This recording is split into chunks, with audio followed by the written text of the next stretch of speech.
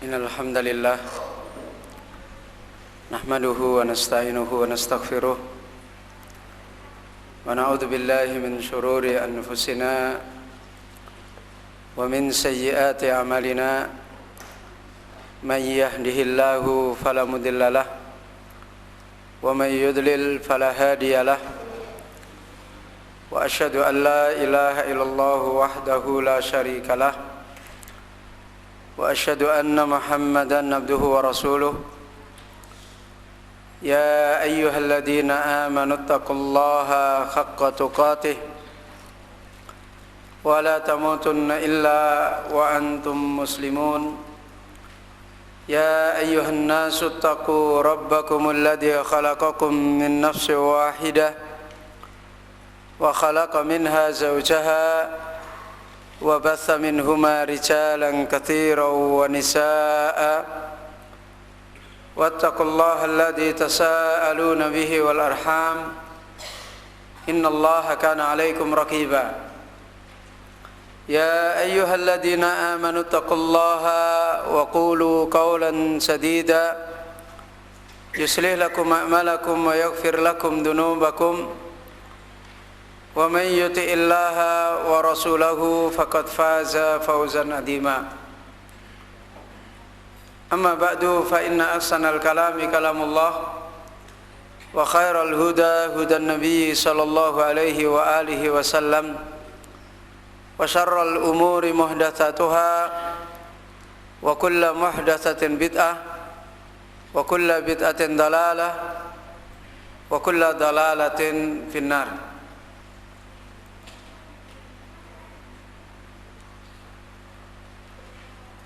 Ikhwani wa akhwati fid din, ayyuha tulabal ilmi rahimani wa rahimakumullah. Alhamdulillah, kita bersyukur kepada Allah Subhanahu wa taala. Pada malam yang mubarakah ini Allah pertemukan kita kembali di dalam jalan ilmu kita, jalan yang menjadikan bagi kita meraih keselamatan dengan agama ini, di mana setelah kita diberikan oleh Allah nikmat berupa agama, kita tidak bisa menjamin nikmat ini sampai kita bertemu dengan Allah, kecuali tatkala kita diberi nikmat untuk bisa istiqomah. Dan wasilah untuk kita bisa mendapatkan nikmat istiqomah ini telah banyak diisyaratkan di dalam dalil dan telah ditempuh dan secara nyata telah dibuktikan oleh Allah, kecuali orang-orang yang mereka ditolong oleh Allah mendapatkan ilmu yang nafi'. Dan karena itu mudah-mudahan pada kesempatan ini kita termasuk orang-orang yang mudah-mudahan menyiapkan diri untuk menjadi orang yang bisa mendapatkan nikmat berupa ilmu yang nafi'. Di celah-celah di saat-saat kita hidup masih dimudahkan oleh Allah mendapatkan ilmu yang bermanfaat. Dan kita melihat betapa banyak saudara-saudara kita dari kaum muslimin, mereka dengan agama mereka terjadi banyak musibah, terjadi banyak keadaan-keadaan yang tidak sewajarnya bagi orang yang memiliki agama melakukan hal-hal yang membawa kerusakan di dalam agamanya. Dan semuanya itu adalah kembali kepada fitnah jahil, fitnah kebodohan, fitnah tidak ditolong oleh Allah mendapatkan ilmu yang bermanfaat, yang Allah telah datangkan di dalam kitabnya Al-Quran dan di dalam penjelas kitab Al-Quran, yaitu sunnah Nabi kita Muhammad SAW. Dan Allah telah jaga secara dalil, dipelihara oleh Allah sampai Allah memutuskan nanti hari kiamat. Dan secara wasilah Allah juga masih menjaga nikmat ini, berupa Allah masih tetapkan orang-orang yang membawa agama ini sampai hari kiamat. Walaupun bertambah hari, mereka yang ditolong oleh Allah mereka yang diteguhkan oleh Allah kembali kepada sunnahnya. Wa qalilun min ibadiyas syakur, sedikit dari hamba-hambaku yang mereka ini bisa bersyukur. Maka mudah-mudahan kesempatan malam ini menjadi nasihat bagi kita untuk bagaimana kita bisa kembali mendapatkan ilmu, mensyukuri nikmat yang agung berupa ilmunya Allah Azza wa Jalla. Karena itu sebelum kita lanjutkan, sebagaimana kita sudah memahami nikmat ilmu ini kembali kepada nikmat adab, saya minta yang merasa dirinya santri asrama semua duduk di depan. Yang merasa dirinya santri asrama dan sekarang masih tercatat sebagai santri asrama, tolong semua duduk di depan. Dan bagi akhwat, mohon jangan tidur dan ngobrol sendiri. Yang memberi ilmu bukan saya, Allah. Allah di atas langit melihat antum semua. Malaikat mencatat keadaan antum semua.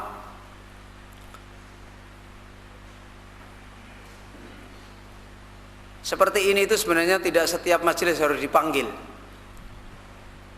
Sepertinya menunggu ustadznya lalai, mudah-mudahan tidak mengingatkan lagi. Jadi mencoba berangkat belakang-belakang, barangkali lalai, lupa. Alhamdulillah, kalau gurunya lupa tidak memanggil untuk duduk di depan. Kemudian untuk santri reguler, tolong jangan duduk di balik tiang. Tolong jangan duduk di balik tiang dan jangan bersandar.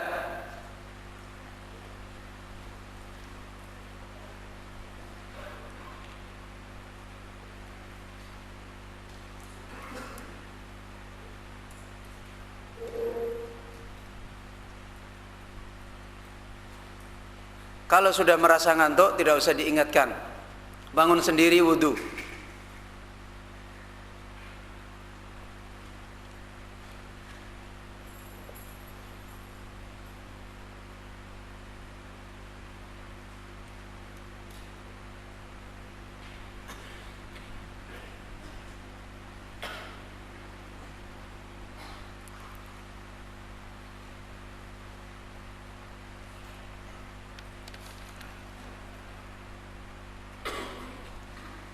Ikhwani wa akhwati fiddin rahimani wa rahimakumullah. Wasilah kitab Allah ini, namun semuanya ini adalah kembali kepada sampai di mana kita mendapatkan ilmu. Sebagaimana yang terakhir, tatkala Allah Azza wa Jalla menjawab tentang kenyataan hidup yang dialami oleh Nabi Ibrahim alaihissalam dan istrinya Sarah, yang Allah telah kisahkan ini menjadi pelajaran bagi kita semua tentang hakikat hidup kita, mencari kemuliaan dari sisi Allah. Allah tunjukkan kisah ini bagaimana Allah Azza wa Jalla Maha berkuasa mendatangkan kemenangan yang tidak masuk di akal. Dan sekaligus Allah menetapkan ketentuan daripada kehidupan kita, di mana kita hidup dipertemukan oleh Allah jasad dan nyawa kita untuk sengsara atau untuk celaka atau untuk bahagia. Setiap kita tidak akan mengalami selain bahagia atau celaka dimanapun kita berada, di zaman kapanpun kita hidup, di bumi manapun kita berada, entah kita ini keturunannya orang-orang besar atau keturunannya orang rendah, selama kita ini hamba Allah, setelah nyawa dan jasad kita bertemu, nasib kita cuma ada dua: orang yang ditolong oleh Allah dan orang yang dihinakan oleh Allah. Tidak ada yang bisa menghindar. Dan hakikat daripada kemenangan dan kehinaan semua ada di tangan Allah, bukan ada di akal manusia, bukan ada di hawa nafsu manusia. Karena itu Allah mengajari kita untuk meraih kemenangan bukan ngikuti akal,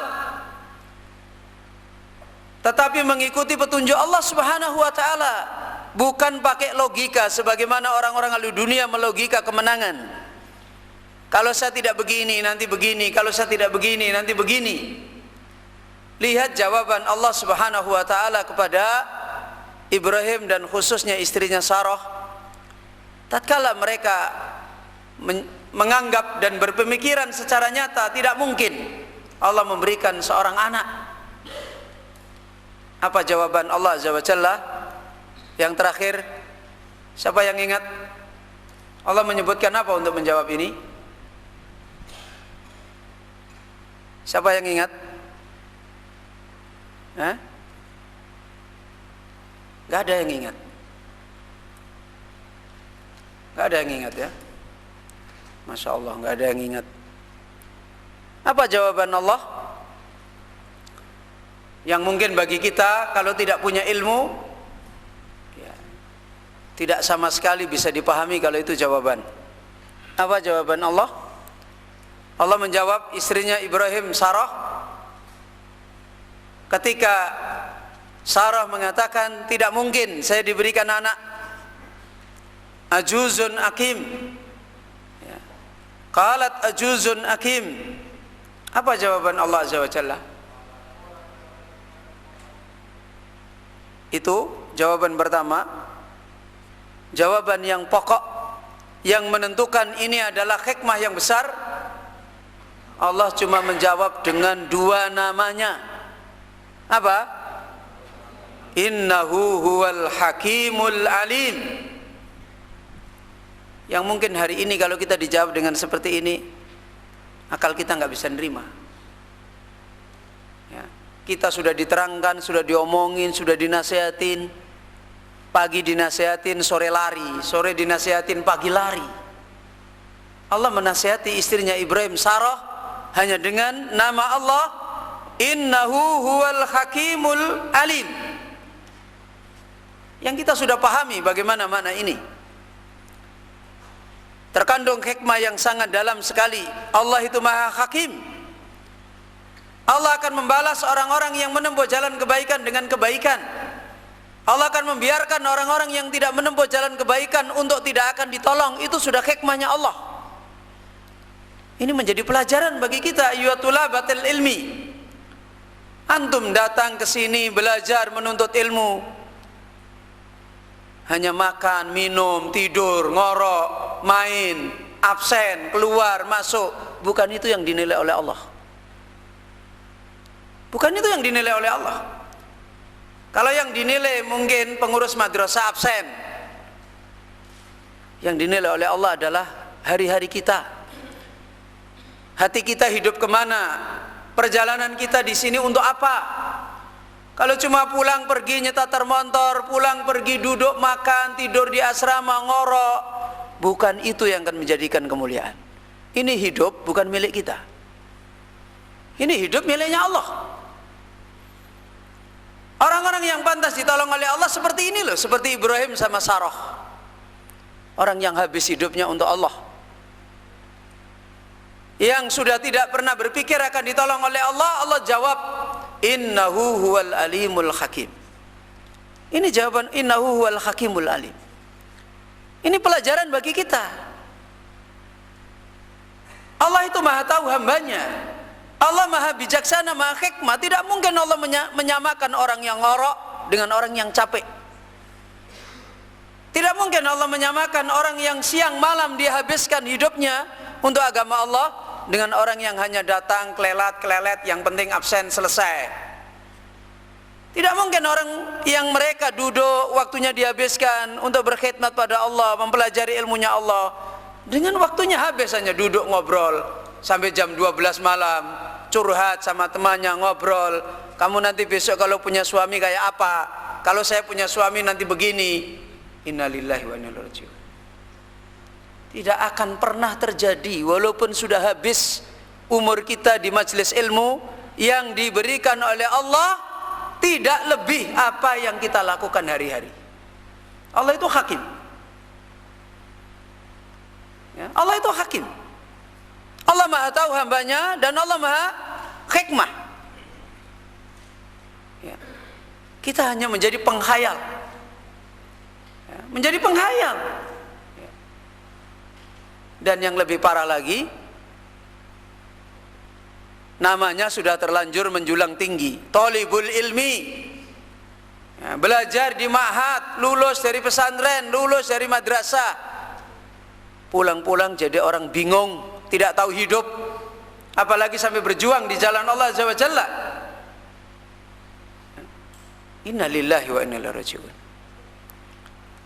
Ini sudah nasihat kalau kita mau belajar, kalau kita memang mau memahami Quran. Dari mana kita bisa memahami ini semuanya? Kalau kita thalibul ilmi.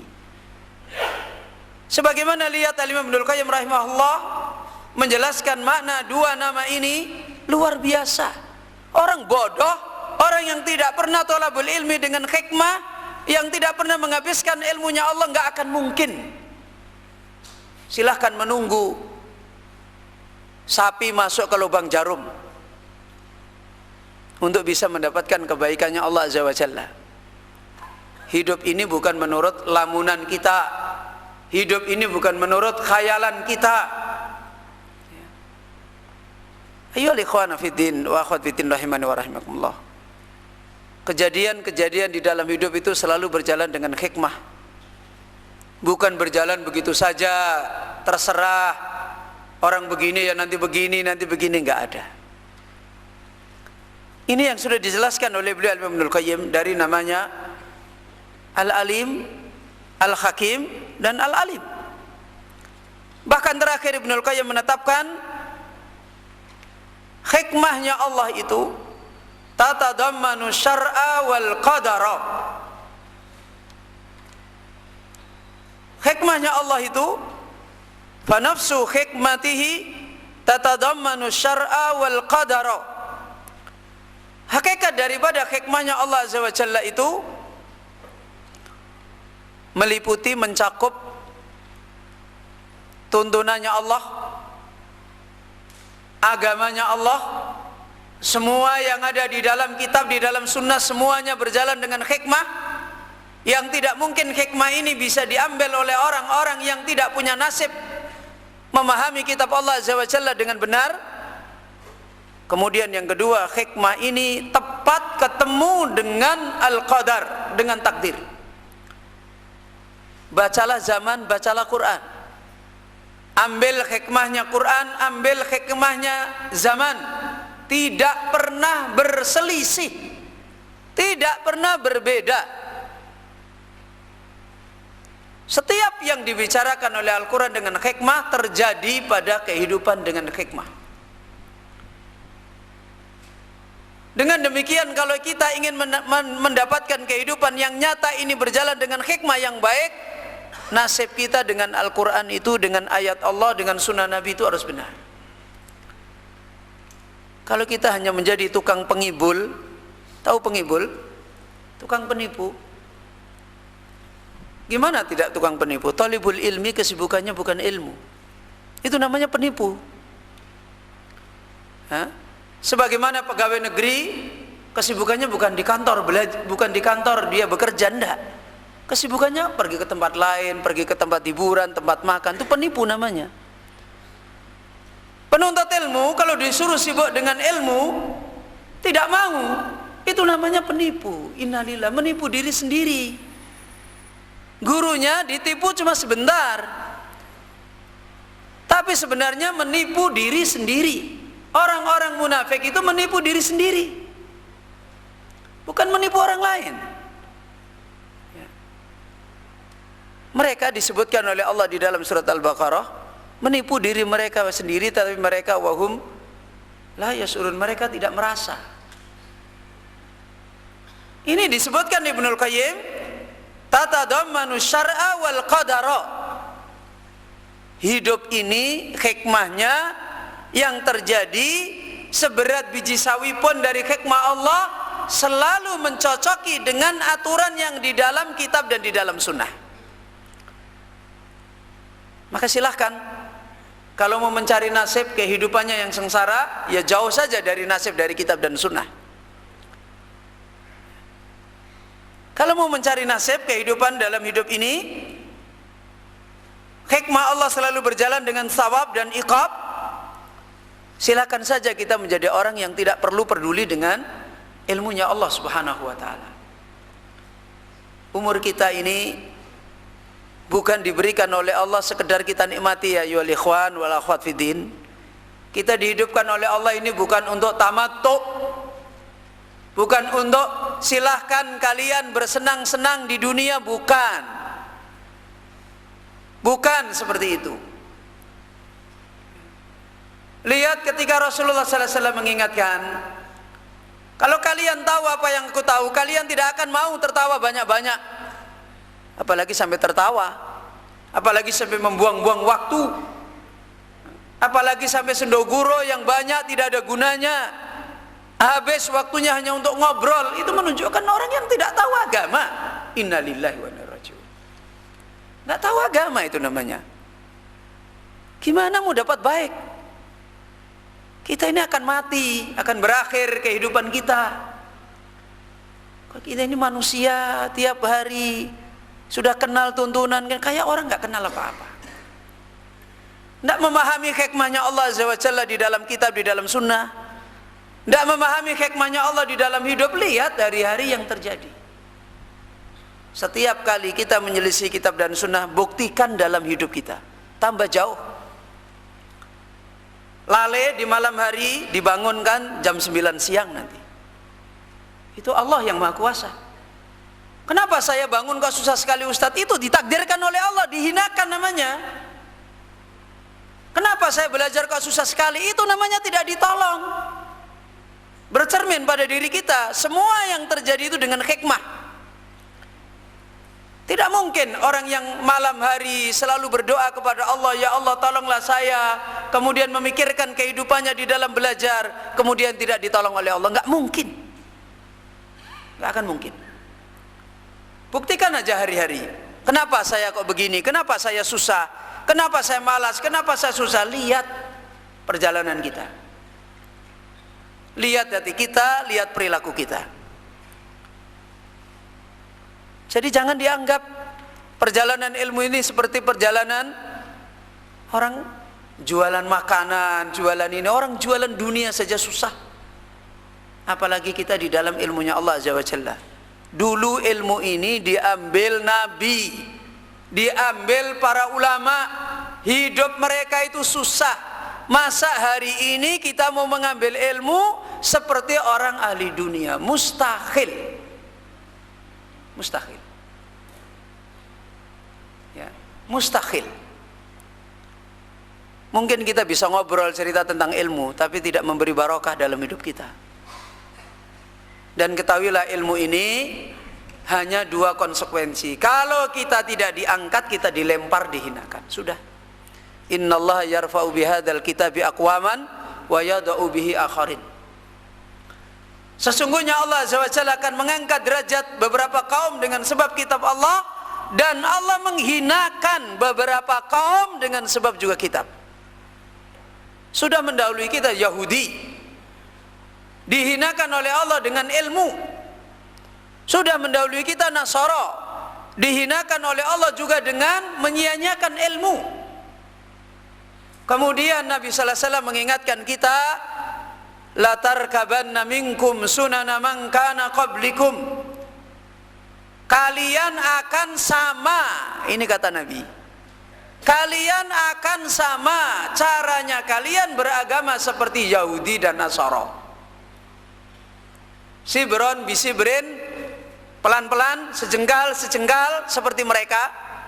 Wadira'an bidira'in, sehasta demi sehasta seperti mereka. Sampai mereka masuk lubang biawak, lubang tikus, kalian sama. Dalam riwayat yang lain, seandainya mereka menzinai ibu-ibu mereka di jalan, kalian juga ikut. Ini kata Nabi. Kemudian para sahabat bertanya, ya Rasulullah, al-Yahud wan Nasara? Wahai Rasulullah, apakah Yahudi dan Nasara? Faman, siapa lagi kalau bukan mereka? Ayo ikhwan fillah. Coba fahami nikmat Allah. Allah Maha Kuasa untuk mencabut nikmatnya. Kita itu mencari agama susah. Ketika sudah ditolong oleh Allah, jangan menjadi orang yang meremehkan nikmat agama. Kalau Allah mau mencabut itu sangat gampang sekali, gampang, sangat gampang sekali. Jangan membohongi diri sendiri. Tambah lama tambah dilemparkan, hati tambah dikeraskan, tambah dijauhkan, tambah lari. Dan kalau sudah lari, buktikan kalau bisa kembali dengan baik. Famadza ba'dal haq illa dhalal. Tidak ada setelah kebenaran kecuali sesat. Enggak ada lagi. Hidup ini bukan tawar-menawar. Iman, kemudian disia-siakan, sadar lagi, iman lagi, ya sudah. Kehidupan ini bukan main-main. Baca dalil dari kitab, dari sunnah, renungkan. Duduk, merenung, nangis kepada Allah, biar sadar, biar hatinya hidup. Saya ini sebenarnya siapa?